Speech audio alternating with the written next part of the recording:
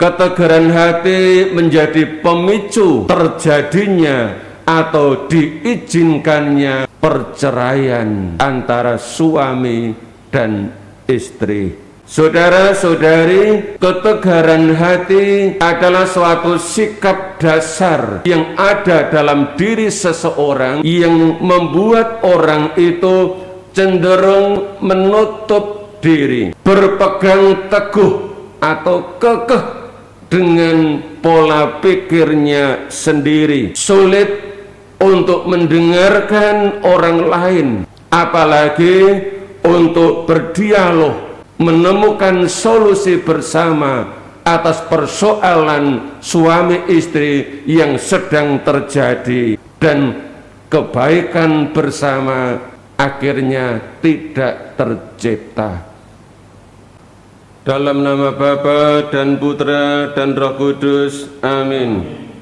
Rahmat dan damai sejahtera dari Allah Bapa dan dari Tuhan kita Yesus Kristus bersamamu. Saudara-saudari yang dikasihi Tuhan, selamat pagi. Hidup berkeluarga adalah sebuah anugerah sekaligus panggilan. Anugerah yang harus terus disyukuri dan panggilan yang harus terus diupayakan agar keutuhan yang dilakukan oleh Allah, persatuan yang dilakukan oleh Allah dalam diri mereka terjadi sepanjang hidup. Hidup tidak berkeluarga atau tidak menikah juga merupakan anugerah dan panggilan yang juga perlu disyukuri dan diusahakan dihayati sepanjang hidup. Mari saudara-saudari kita persiapkan hati kita mohon kerahiman Allah, terlebih kalau kita tidak selalu mampu untuk melihat anugerah dan panggilan itu sebagai sesuatu yang sangat berharga yang harus kita syukuri dan perjuangkan setiap hari. Marilah berdoa. Allah Bapa yang Maha Rahim, meskipun kami seringkali tidak setia kepadamu, Engkau mengampuni kami melalui Yesus Kristus Putramu. Mampukanlah kami untuk memperbarui hidup dengan terus-menerus bertobat dan berpaling kepadamu. Dengan pengantaran Yesus Kristus Putramu Tuhan kami, yang bersama dengan Dikau dalam persatuan Roh Kudus hidup dan berkuasa, Allah sepanjang segala masa. Amin. Pembacaan dari Kitab Yosua. Menjelang wafatnya, Yosua mengumpulkan semua suku Israel di Sikem. Dipanggilnya orang tua-tua, para kepala, hakim, dan para pengatur pasukan Israel. Mereka semua berdiri di hadapan Allah. Maka berkatalah Yosua kepada mereka, "Beginilah sabda Tuhan Allah Israel. Dahulu kala nenek moyangmu, yakni Terah, ayah Abraham dan Nahor, tinggal di seberang sungai Efrat. Mereka beribadah kepada Allah lain. Tetapi aku mengambil Abraham bapamu dari seberang sungai Efrat dan menyuruh dia menjelajahi seluruh tanah Kanaan. Aku melipat gandakan keturunannya dan memberinya Ishak. Kepada Ishak kuberikan Yakub dan Esau. Esau kuberi pegunungan Seir sebagai miliknya, sedang Yakub serta anak-anaknya pergi ke Mesir. Lalu aku mengutus Musa dan Harun dan memukul Mesir dengan tulah yang kulakukan di tengah-tengah mereka. Kemudian aku membawa kalian keluar. Setelah aku membawa nenek moyangmu keluar dari Mesir dan kalian sampai ke laut, lalu orang Mesir mengejar nenek moyangmu dengan kereta dan pasukan berkuda ke laut Tiberau. Sebab itu mereka berteriak-teriak kepada Tuhan. Maka ia membuat kegelapan antara kalian dan orang Mesir, dan mendatangkan air laut atas orang Mesir, sehingga tenggelamlah mereka. Dengan mata kepalamu sendiri kalian telah melihat apa yang kulakukan terhadap Mesir. Sesudah itu kalian lama tinggal di padang gurun.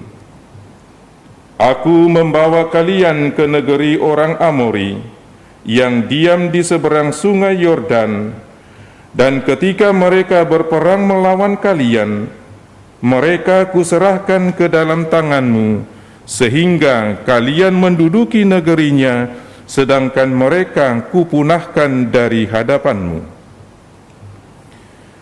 Ketika itu Balak bin Sibor, raja Moab, bangkit berperang melawan orang Israel.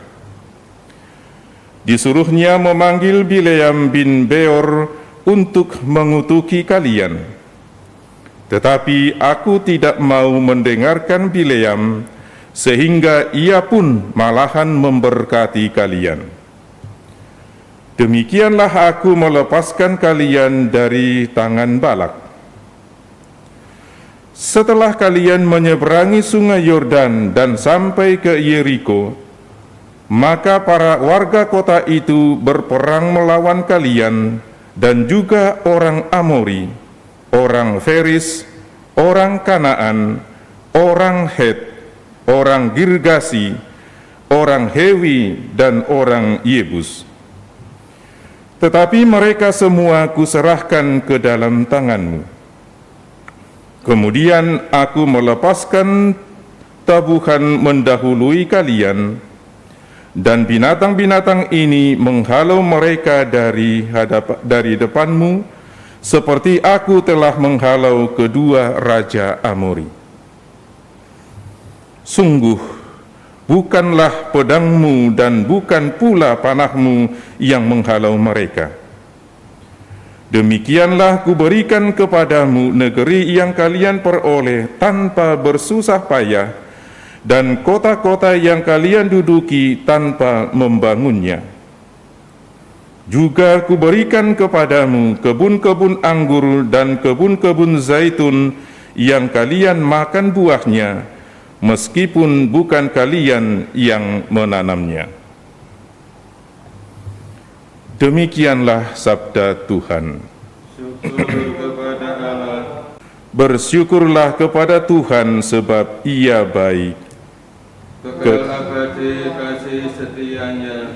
Bersyukurlah kepada Allah segala Allah, kekal abadi kasih setianya. Bersyukurlah kepada Tuhan segala Tuhan, Kekal abadi kasih setianya. kepada Dia yang memimpin umatnya melalui padang gurun, Kekal abadi kasih setianya. kepada Dia yang memukul kalah raja-raja yang besar, Kekal abadi kasih setianya. dan membunuh raja-raja yang mulia, Kekal abadi kasih setianya. dan memberikan tanah mereka menjadi milik pusaka, Kekal abadi kasih setianya. milik pusaka kepada Israel hamba-Nya, Kekal abadi kasih setianya. yang membebaskan kita dari para lawan kita. Kekal abadi kasih setianya.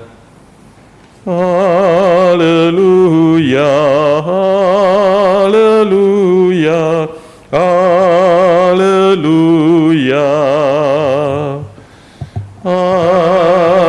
haleluya, haleluya, haleluya. Sambutlah pewartaan ini sebagai sabda Allah. bukan sebagai perkataan manusia. Haleluya, haleluya, haleluya. Tuhan bersamamu. Inilah Injil suci menurut Matius.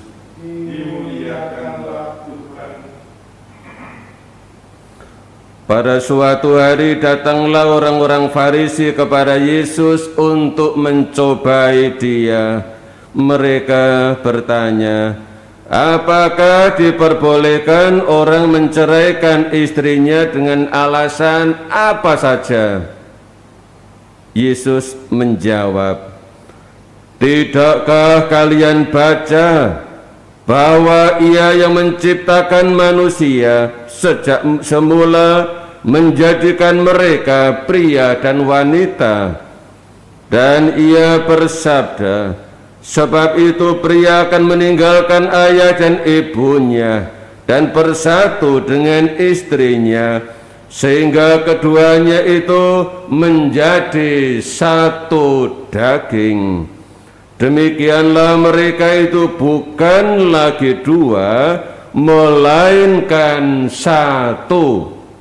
Karena itu apa yang telah dipersatukan Allah tidak boleh diceraikan manusia. Kata mereka kepada Yesus, jika demikian, mengapa Musa memerintahkan untuk memberi surat cerai jika orang menceraikan istrinya? Kata Yesus kepada mereka, Musa mengizinkan kalian menceraikan istrimu, tetapi sejak semula tidaklah demikian. Tetapi aku berkata kepadamu, barang siapa menceraikan istrinya kecuali karena zina, lalu kawin dengan wanita lain, ia berbuat zina. Maka murid-murid berkata kepada Yesus, jika demikian halnya, hubungan antara suami dan istri lebih baik jangan kawin. Akan tetapi Yesus berkata kepada mereka, tidak semua orang dapat mengerti perkataan ini. Hanya mereka yang dikaruniai saja. Ada orang yang tidak dapat kawin karena ia memang lahir demikian dari rahim ibunya. Dan ada orang yang dijadikan demikian oleh orang lain, dan ada orang yang membuat dirinya demikian karena kemauannya sendiri demi kerajaan surga. Siapa yang dapat mengerti, hendaklah ia mengerti.